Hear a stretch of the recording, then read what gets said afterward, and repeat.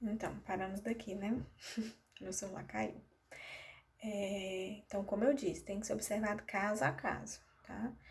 Gravidez, cada uma a cada uma. Então, aí a gente tem aí para classificar o aborto.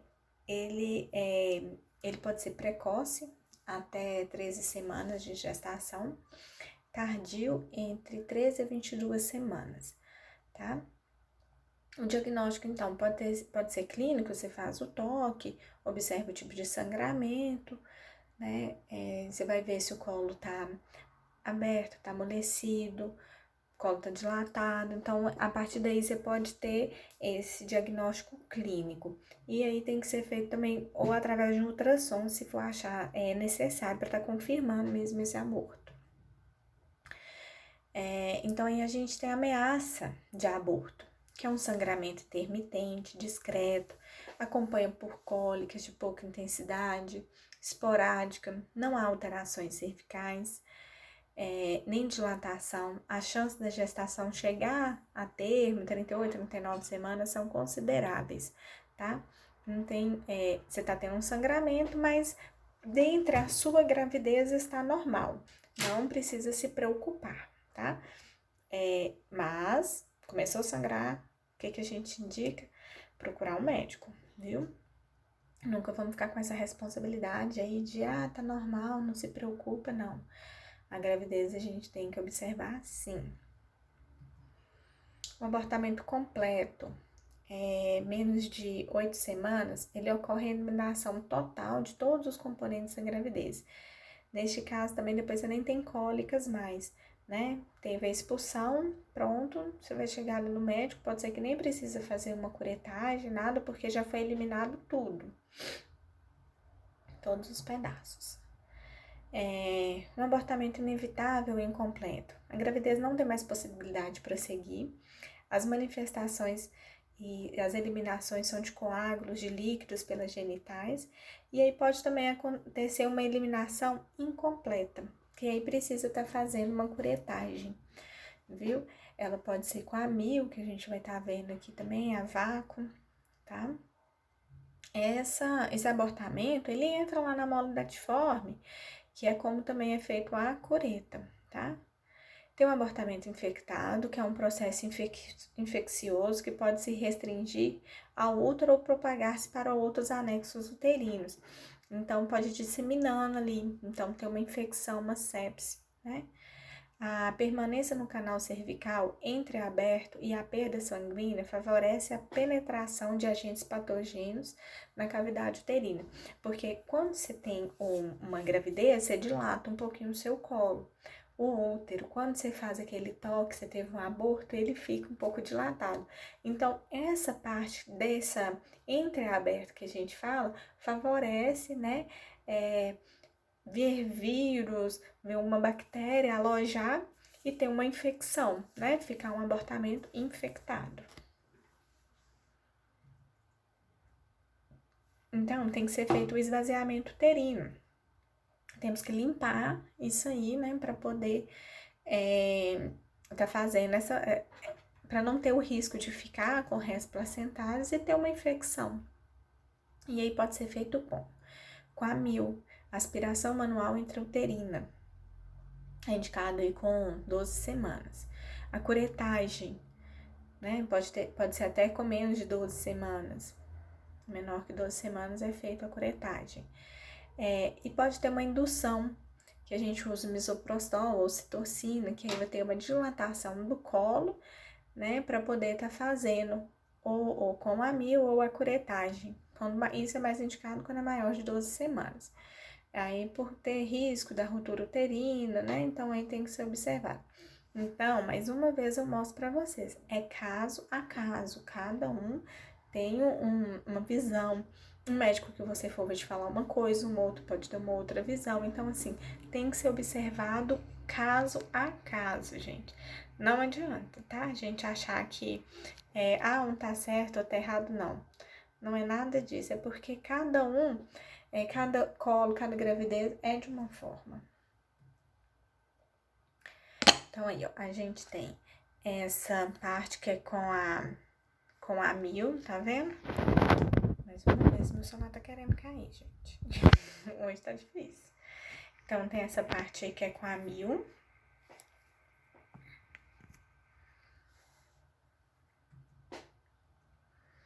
Aqui é uma outra forma também, que aí a gente vai observar o tamanho, tá vendo? Que vai ser colocado através de da parte uterina. Aí você coloca aqui, ó, num vácuo e vai aspirando por essa partezinha aqui. Então, sobre a placenta prévia. É a implantação da placenta inteira ou parcialmente no segmento inferior do útero, a partir da 22ª semana, tá? É uma gravidez de risco, tem que se observar, tá? Então, ela pode ser classificada de 3 maneiras. E tem partes que pode ser, quer falar de uma outra forma, então tem que ser observado mesmo nomenclaturas e cada literatura usa um nome diferente. Então, eu abordei os dois aí pra gente poder ter conhecimento.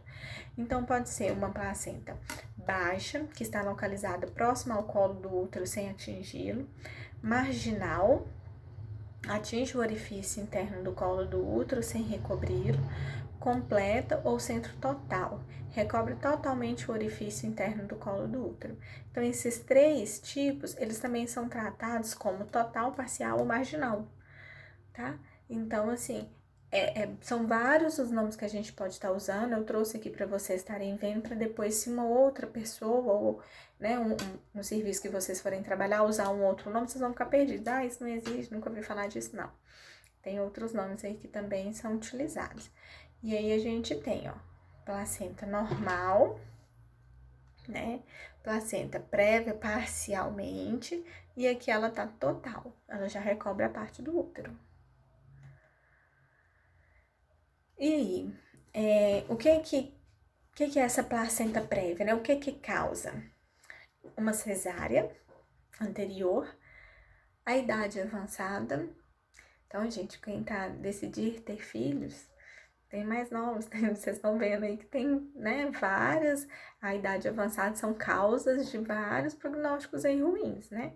Multiparidade, 5 filhos ou mais filhos, que isso, gemelar, mioma, endometrite, tabagismo e ultraborto. Então, quando você tem uma gravidez anterior, você teve um aborto, um sangramento, aí para a sua gravidez atual é muito importante esse histórico ainda. Então, é muito importante saber passar isso para o médico, tá? Se você até tiver o seu cartão de pré-natal anterior, é bacana na primeira consulta você ir, que o médico já acrescenta nesse cartão informações dessa gestação anterior, viu? Porque é importante, tem sim a ver, tá? O diagnóstico, ele pode vir clínico, né, sobre essa placenta prévia, ou ultrassom, que é o diagnóstico assim, por mais que a gente tenha esse clínico, pede a comprovação, que aí pede-se para fazer um ultrassom, tá? O quadro clínico vem aí um sangramento indolor, no final do 2º e início do 3º trimestre, né, que aí já entra aí entre a 22ª, e a presença do sangramento, ela ocorre aí em 26ª e 8ª semana de gestação, né? O sangramento ele pode ser intermitente, abundante, de coloração de vermelho vivo, com necessidade até mesmo de interrupção dessa gravidez, sabe? De ter que ter uma intervenção. Tem aí a placenta prévia, você vai, tipo, em repouso, você vai ter que tomar medicações, né? Ter cautela, controle dessa gravidez. Ou até mesmo tem que ser observada se ela tá viável, é uma gravidez viável ainda. Se vai dar continuidade ou vai intervir nessa gravidez, como que vai ser isso aí, tá? Tem que ser tudo bem acordado com o seu médico. O descolamento prematuro da placenta é a separação da placenta antes do nascimento do feto em gestação da 22ª semana ou mais semanas, podem ser parcial ou total. Então, tem esse quadro também agravante. Olha, o descolamento da placenta, né? Ela é descolada do útero. Então, aqui, ó, vocês estão vendo. Aqui tá o útero, né? Aqui a gente tem a placenta. E aqui no meio, ó, fica esse sangramento, que pode ser ele que percorre e vai aparecer aqui aquele sangramento lá na vagina, na sua calcinha. E aí você vai ficar sem entender, né? O descolamento da placenta, gente, é uma das complicações obstétricas, assim, que causa muita hemorragia e que pode trazer até a morte do bebê.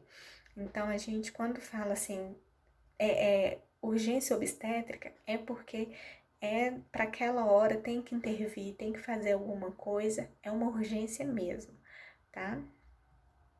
O bebê, ele não consegue ficar ali muito tempo sem ser nutrido pelo cordão, né? Então, se ele já ali descolou da placenta, é um risco muito grande. E o que são aí alguns riscos para, olha, as nomenclaturas que a gente continua usando, né? DPP, descolamento prematuro de placenta, tá?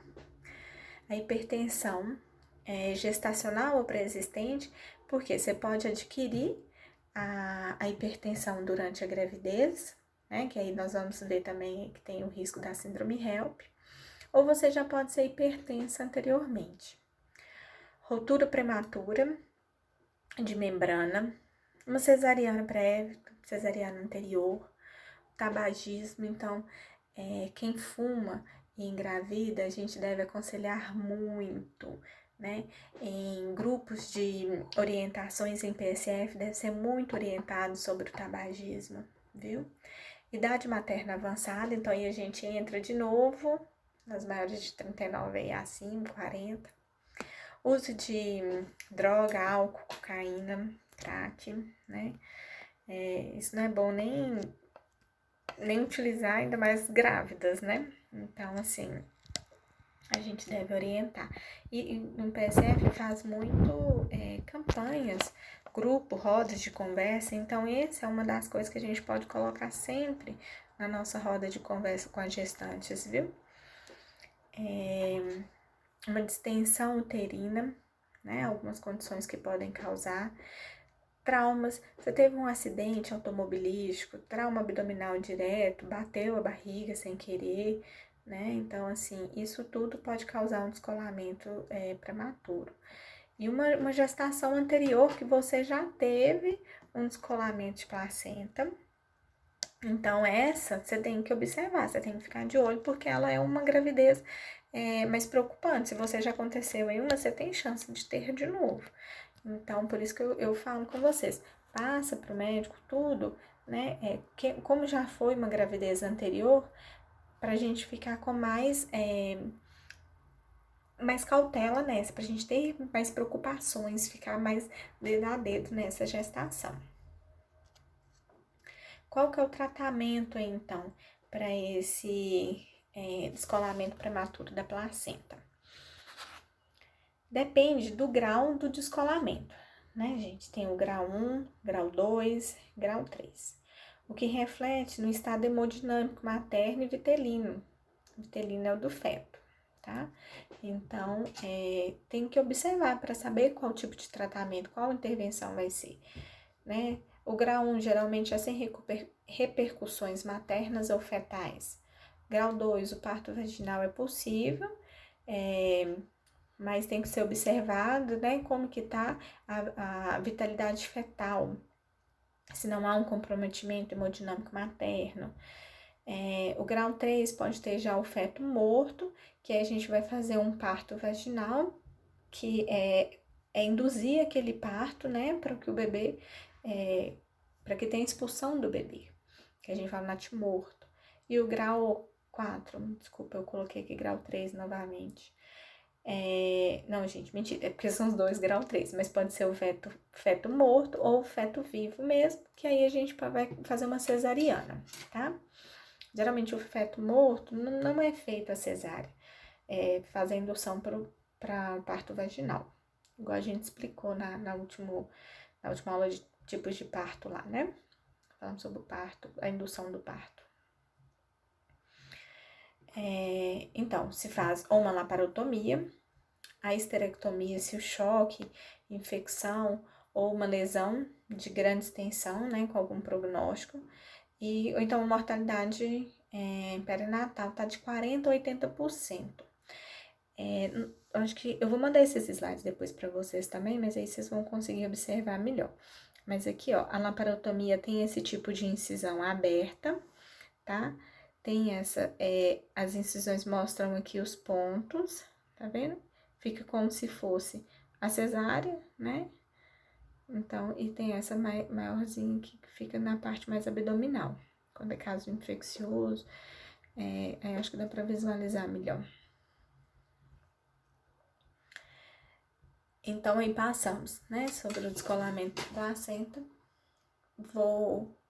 Vai estar disposto para vocês as aulas e as dúvidas vocês vão me perguntar. É um pouquinho complexo, causa dúvidas mesmo, mas nós vamos tirando as dúvidas, tá? Gestação ectópica. Então, aqui, acho que ficou bacana essa figura que dá para vocês entenderem bem. Tá vendo? Tá aqui nas trompas, né? Então, isso é uma gravidez ectópica. Aqui vocês observam, né? Vendo a figura de novo. E os fatores de risco? Quais são para essa gravidez ectópica? Endometriose, já fazer o uso do DIU, né? Antecedentes de cirurgias tubárias ou outras gestações ectópicas. Reprodução assistida, que aí a gente fala em inseminação artificial. Tabagismo, idade maior de 35, 39 anos, né? Então, vocês podem observar todas as síndromes hemorrágicas aí que a gente vem falando, né, das causas aí, a gente coloca aí, tabagismo, idade maior de 35 anos. Então, a gente tem que ficar muito atento, tem que ser muito orientado isso aí para gestante, que a partir dessa idade ela se torna uma gravidez de risco, né, com alguma dessas causas, tabagismo. Tem algumas doenças que podem se enquadrar, né? A salpingo, que a gente fala, que é a gravidez aí quando tem nas trompas, né? Tem essa instabilidade hemodinâmica. O controle, ela pode ser constituída para uma salpingectomia, que faz uma retirada da parte da trompa. E aí a gente vai observar se ela vai ser sem prole ou com o desejo de uma gestação. Clínico, saco gestacional, tem que saber mais ou menos quantos centímetros estão ali, os batimentos, tem ausente, se tem presença ou não, sabe? Então tem que ser verificado. Essa medicação, a gente coloca a droga Metrotexate, ela ajuda que não tenha necessidade dessa ruptura da trompa e tem chances de ter gravidez normal, uma próxima gravidez, sabe? Aí ela é feita intramuscular, tem uma sessão de 3 doses, é 100% de regressão, né? Senão torna-se cirúrgico, tá? Aí se faz, né, gente, o beta-HCG, vai ver se tem um BCF, se tem complicações, como é que teve a queda do beta-HCG.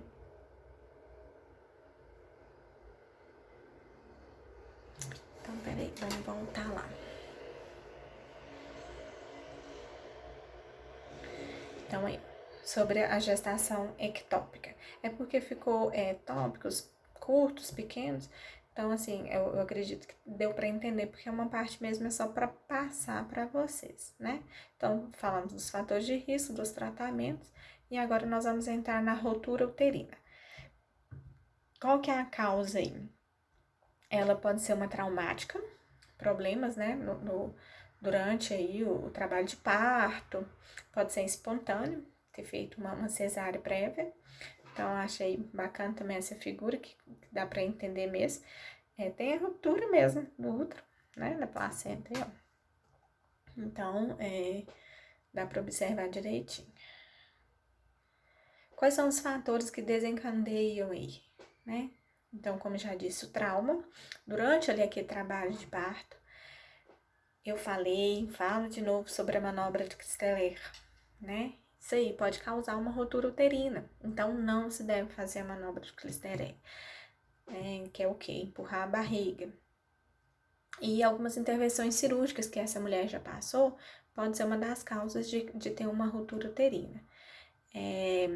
Aí tem, quando tá o bebê alto, que ainda a gente teve, que tá ali durante o parto, durante o trabalho de parto, precisa usar o fórceps, né? Pode causar a ruptura, curetagem, uso abusivo do misoprostol, ocitocina, eles são colocados a cada 6 horas. Então, se acaba excedendo esse prazo, usando mais, né, do que a dosagem certa, pode se causar uma ruptura uterina. Então, aqui, ó, a manobra de Clisteller, né? Você tá vendo? Empurra a barriga, isso pode causar ruptura. Aqui, observam, ó. Achei essa foto bem bacana, que tem a ruptura. Então, umas contrações intensas, excessivas e dolorosas, porque você usou muito o misoprostol, colocou dosagem a maior, então isso causa a ruptura. Uma sensibilidade intensa, dor na cicatriz da cesárea, né? Você vai ter palpação, 2 massas. Na hora que você vai tocar ali a barriga, você vai sentir o útero e o feto, tá?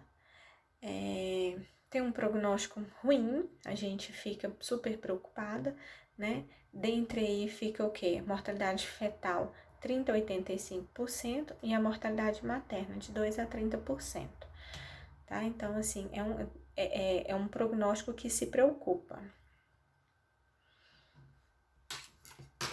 Então, peraí, acho que eu voltei muita coisa.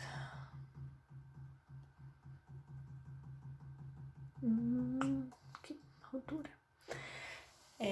Então, a ruptura, a gente acabou essa parte dela aí também. Então, deu para entender também, né? As causas, o tratamento da ruptura uterina, né? Então, aí ficou, né, gente? Urgências obstétricas, temos aí a placenta prévia, descolamento prematuro de placenta e ruptura uterina. Essa entra aí nas segundas, não é isso? Então, das síndromes hipertensivas da gestação. DEG é uma das patologias específicas da gravidez, né? Quando você se torna hipertensa durante a gestação. Inicia no transcorrer e se agrava nesse período e desaparece após o término da gestação. Então, você tem, quando você engravida, ela tem agravo ali durante a gravidez e após a gestação, você não é mais hipertensa.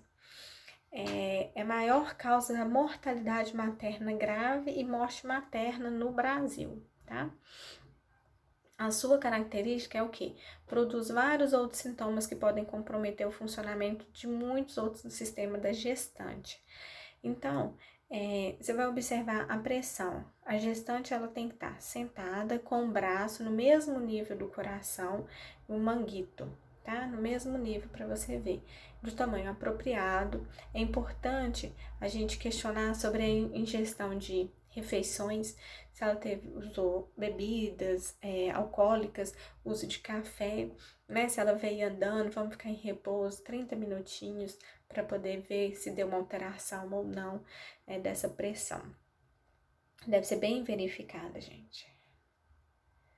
A causa é a própria gestação.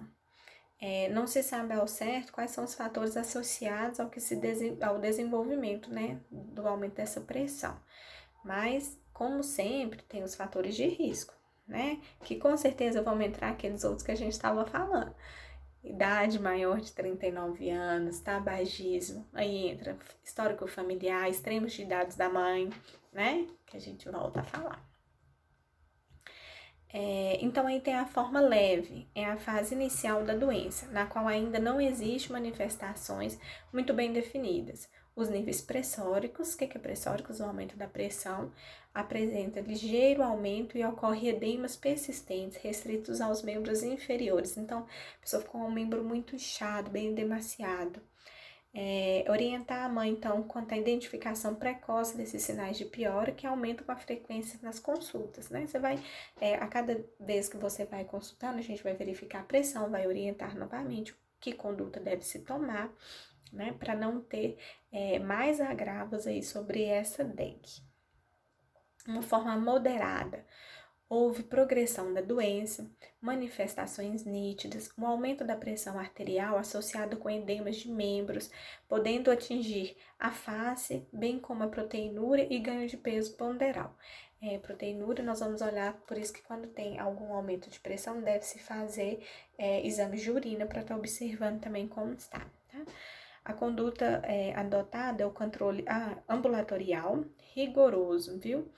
E tem que se observar, gente, porque com o aumento dessa pressão pode vir até a ter interrupção dessa gestação, né?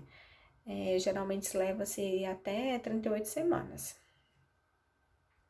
E aí tem a forma grave, pressões aí maior que 16/10, o edema intenso, aí vai de face, de membros inferiores, né? Até mesmo se é uma pessoa magra, mas ela fica muito inchada, gorda ali naquela gestação, a proteinúria, o aumento de peso, diminuição da diurese, dores de cabeça, cefaleia intensa, distúrbios visuais, epigastralgia.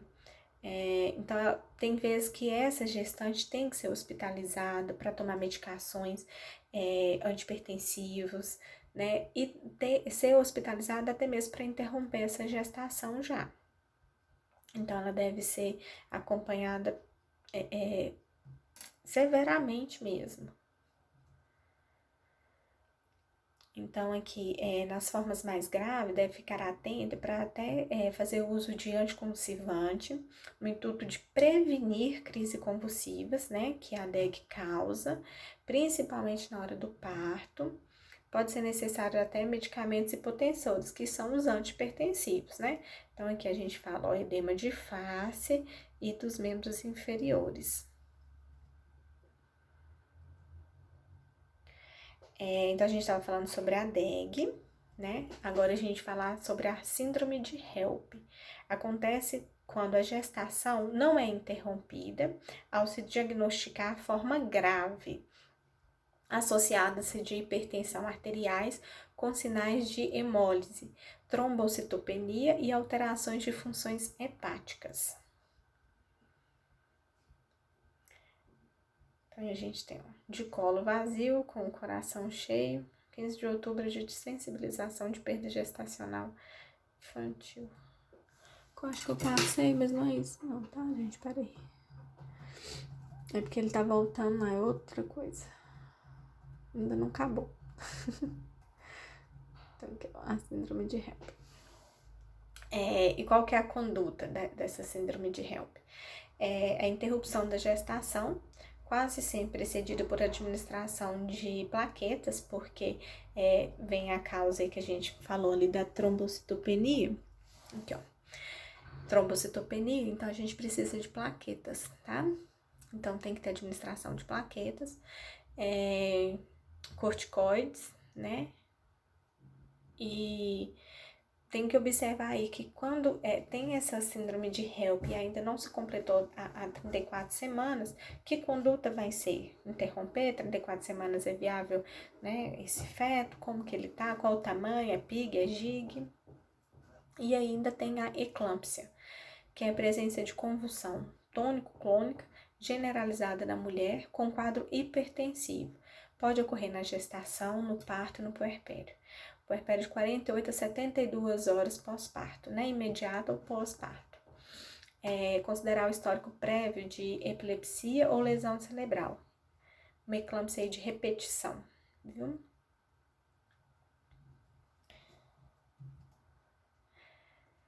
Então, sobre as crises de aumento de pressão, a gente entra aí, né? Com a síndrome hipertensiva da gestação, a DEG, né? E aí tem formas da DEG, vem com a síndrome HELP, e a eclâmpsia. Tudo isso causado sobre o aumento da pressão, tá? Então, vamos entrar agora na diabetes gestacional. É uma das causas aí também, né, de seres fatos de urgência obstétrica. É uma doença metabólica decorrente da falta de insulina ou da incapacidade de exercer adequadamente os seus defeitos, o que leva a uma hiperglicemia crônica ou a diminuição da tolerância aos carboidratos. Porque o carboidrato não é só a ingestão de açúcar que causa diabetes, né? A ingestão também, o aumento do carboidrato causa, depois da quebra, aumento da glicose, podendo ou não persistir após o parto, diagnosticada durante a gestação. Então, você não é diabética, mas estou grávida e me tornei diabética. E aí, você pode não ser mais após o parto, foi só durante a gravidez, só gestacional, mas como continuar com essa glicose alta. Tem múltiplas causas, um dos principais fatores de riscos, né? Entra de novo aí história familiar, baixa estatura, menor de 1,50, obesidade ou ganho de peso ponderal, síndrome do ovário policístico, crescimento fetal excessivo ou polidrama, tá? Então aí, ó, a gente entra, né? Idade superior a 25 anos, filhos que nasceram com mais de 4 quilos, alto nível de açúcar no sangue, ganhos excessivos de peso na gravidez, histórico familiar de diabetes, aquela história, eu vou comer para 2, né? Tá aí, ó, o que pode causar. As manifestações clínicas podem ter perdas inexplicáveis de peso, palaciúria, infecções, fadiga, fraqueza, letargia, prurido. Podem ter complicações crônicas, neuropatia, retinopatia e doenças cardiovascular, aterosclerótica, né? Então, entra como se fosse uma diabetes mesmo. A conduta precaução para que tenha uma gestação normal e um feto saudáveis, deve ser rigorosos níveis glicêmicos, né? Você tem que estar verificando sua glicemia diariamente, manter hábitos saudáveis, fazer exercícios físicos, pra gente aqui, ó, não precisar da insulina, precisa ser só do controle, só observar diariamente quanto que tá a sua glicose, né? Porque assim a gente pode ter até o sofrimento fetal, que entra em decorrente de aporte de insuficiência de nutrientes, principalmente de oxigênios e glicose para o feto. Quais são as causas? Pode ser uma síndrome hipertensiva, cardiopatias, nefropatias, doenças autoimunes, anemia, desnutrição materna. Tudo pode, assim, 1000 coisas podem causar o sofrimento fetal. Manifestações: ganho de peso fetal deficiente, volume uterino menor que o esperado e a redução dos movimentos fetal. A conduta, gente, pode ser a extração do feto, então a gente tem que observar quantas semanas está, se vai ser interrompida essa gravidez. Quando o ambiente intrauterino não